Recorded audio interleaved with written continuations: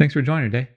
We're going to be discussing a topic that was in the news recently pertaining to congressional discussion and the nutrients that we might find in some of the school lunches. But before we get started, if you are enjoying what we're putting out there, please make sure you're clicking that like button, clicking that subscribe button, sharing out with your friends and family with what we're producing. And so let's go ahead and let's get started. Recently, we were given the gem of an idea that came from a discussion about school lunches, in which we were given the idea, quote, the nutrients in whole milk, like protein, calcium, and vitamin D, provide the fuel Santa needs to travel the whole globe in one night. Whole milk is the unsung hero of his Christmas journey. Well, this leads to a question. Does it really matter what kind of milk Santa drinks? Well, let's talk about that. Warning. The following presentation contains information that might contradict what you have previously heard, or believed to be true, about how the human body works, and contains material that is not suitable for closed-minded individuals. Enjoy! Before we get into all of the various scientific components to the quote that I gave you, let's go ahead and let's listen to the quote in its entirety so that everybody has a background to what we're going to be discussing here. Whole milk is the unsung hero of his Christmas journey. Protein helps build and repair Santa's muscles. Hoisting heavy sacks of gifts up and down the chimney is no easy task. You see, it's not just the magic of the season that helps Santa deliver presents worldwide. It's also the fortifying nutrients of whole milk.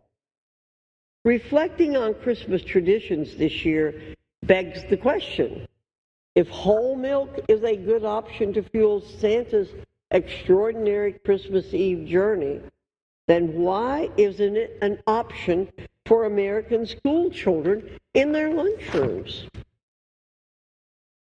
An interesting question posed at the end of the comment. Why isn't whole milk offered? Is it a difference in nutrients that we might find in whole milk relative to what we see in a 2% milk, a 1% milk, a skim milk, or a non-dairy milk? But there are other issues that we must deal with related to the comment made by the representative, by the congressperson. And it's what nutrients do we need in order to have strong muscles and strong bones? And what actually leads to strong muscles and strong bones? Are there things that we find in milk that we wouldn't find in other sources of nutrients that might provide Santa and children the nutrients they need in order to be able to grow, in order to perform, in order to be the best that they're able to be? And so we'll take this step by step. And let's start off by discussing what types of things actually lead to stronger bones, stronger muscles, and thus allow for Santa to haul around all the toys, or for children to grow stronger and bigger. When we look at what actually leads to bone growth, what actually causes bones to become stronger, we have been led astray by marketing by the dairy groups that indicate that milk and calcium leads to stronger bones. While calcium and the protein that we might find in milk is a component of bone tissue, bone itself is going to grow, bone itself is going to become stronger based off of a combination of signals, one of which might be nutrients such as calcium and protein that we might get from milk, but it's more reliant upon how often we are using the bones, how much loading we have on the bones that allow for bones to grow and become strong, not how much calcium is in our foods or how much protein we might have. If I'm starving myself, if I am malnourished, my bones will become weaker.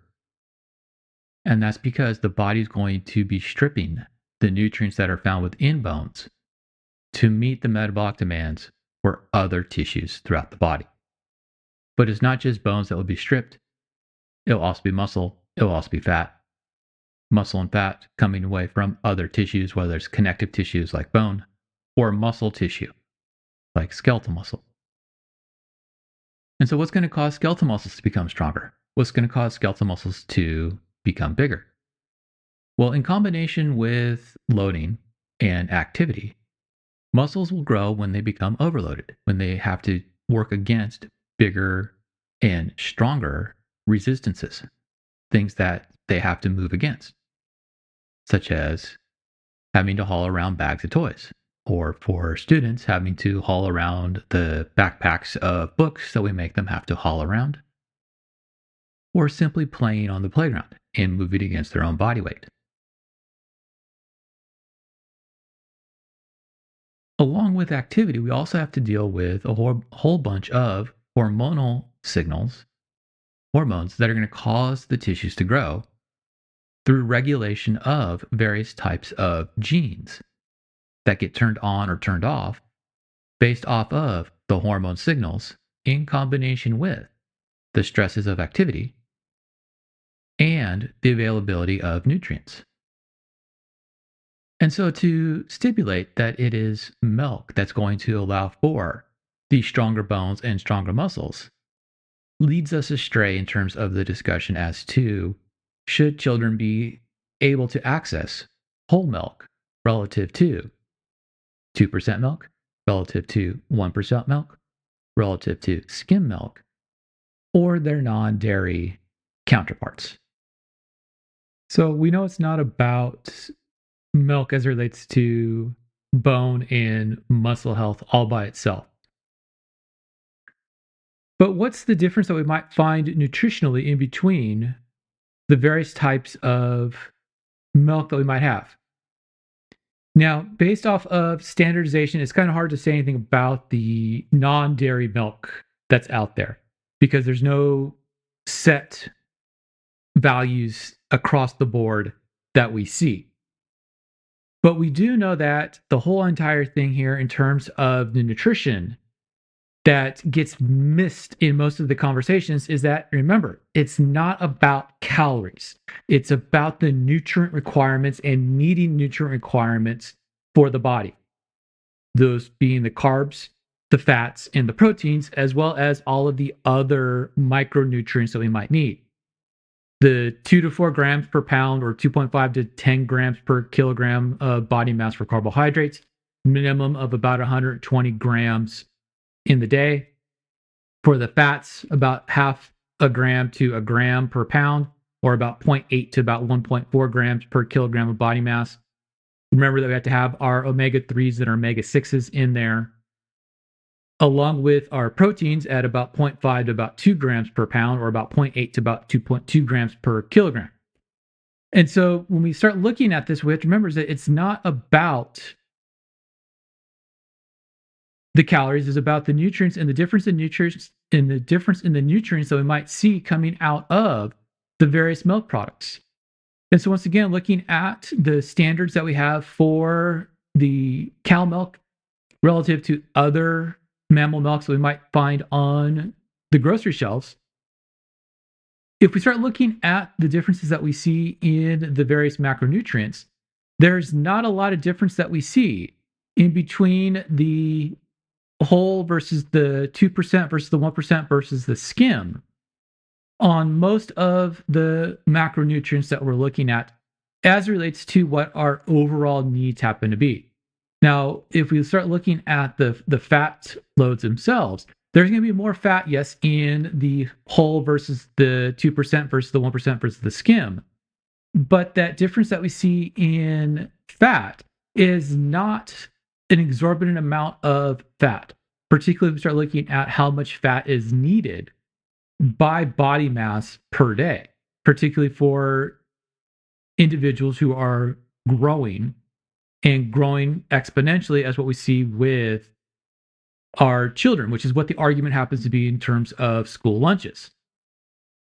As we continue to look at the various things that we might find within the milk and the differences that we might see in between the 1%, 2% skim and whole, we start seeing some differences once again within the fats and the types of fats. But what we're able to do is we're able to see that we can get a good amount of the requirements for our omega 3s and our omega 6s from the whole milk relative to what we might be able to find with the skim 1% or 2%. We see that we get slightly higher values in terms of some of the amino acids in the lower fat content milks relative to the whole milk. We also see that we see a slight difference in some of the vitamin that we get. Part of that has to deal with fortification that takes place with the less than whole milk that we happen to have. One of the things we have to start worrying about as we start looking at what values we see within the milks and the milk products is the non-essential and essential amino acids that we have, and are we meeting the requirements for those factors in terms of essential versus non-essential, particularly start looking at the amount of certain types of amino acids that we might need within our diet within a given day, particularly start looking at the values for things like methionine and cysteine, in which we need to make sure we have about 14 milligrams per kilogram of body mass, about 7 milligrams per pound for those. We also want to make sure that we're getting our branch chain amino acids in there, needing about 5 to 20 grams per day total. And so when we start looking at this idea as it relates to nutrition, one of the things we have to remember is that the idea of whole milk versus 1% versus 2% versus skim, the idea about nutrition as having whole milk being better than 2%, better than 1%, better than skim, it doesn't really hold true. And so we're kind of left with an idea of, okay, how do I make sense out of all of the nonsense? How can we figure out, is there a best milk to serve? And the answer to that is that it really doesn't matter. It really doesn't matter. And so what's the debate about? Why are we having this argument? And it's really about dogma. It's about the need to stipulate that my way of thinking about food is better than your way of thinking about food, or that there are somehow better foods to eat based off of some myths and misconceptions that are out in the populace. That there's foods that we need to avoid, that there are foods that are taboo for us to eat. One of the taboos that has been in popular ideas for a long period of time is that fat is bad, and fat is necessary within the diet. And when we start looking at most of the discussion that we look at as relates to milk and milk types, is that idea of whole milk being super fatty, 2% only having 2% fat, 1% only having 1% fat, and skim milk having no fat. And that's not the case. Look at the differences within the table that we just scrolled through. There is not a large difference in terms of the grams per serving of milk in between the various types of milk product. And so the idea that one happens to be better than the other is related to a missed idea that somehow fat in the diet is bad for me, that fat in the diet is something I don't want to have. But what we have to remember is that what we're trying to deal with here is we're trying to make sure that our nutrient balance is holding true. My nutrient intake is meeting my nutrient utilization. And when we start looking at, particularly for children, the necessity for having additional nutrients is there. And so to stipulate that we should be foregoing whole milk within school nutrition paints a bad picture for students as to what nutrients they need in order to make sure that their nutrient balance is being met. But at the same time, to stipulate that we should not have the other fats there does the same exact thing. To stipulate that one type of food is better than the other type of food paints a picture that leads to food issues and can actually cause issues for students as to what is healthy or not healthy to eat. Well, thanks for listening. Thanks for watching the very quick discussion that we had on the takeaway from the talking points. We'll try to get a little bit more detail in this, try to pull in a couple of the other people who have joined the podcast and the talks to get some deeper ideas going and deeper conversations. Please make sure that you check out and listen to all of the full podcast to get all of the great details that we've already talked about. If you like what we're putting out there, please make sure that you are clicking that subscribe button, clicking that like button. If you want to stay up to date, click the alert button. Give us that 5-star rating in the reviews. Share out what we're putting out there with all your friends and family. Help us with the algorithms. And make sure to follow us on all of the platforms that we are publishing on.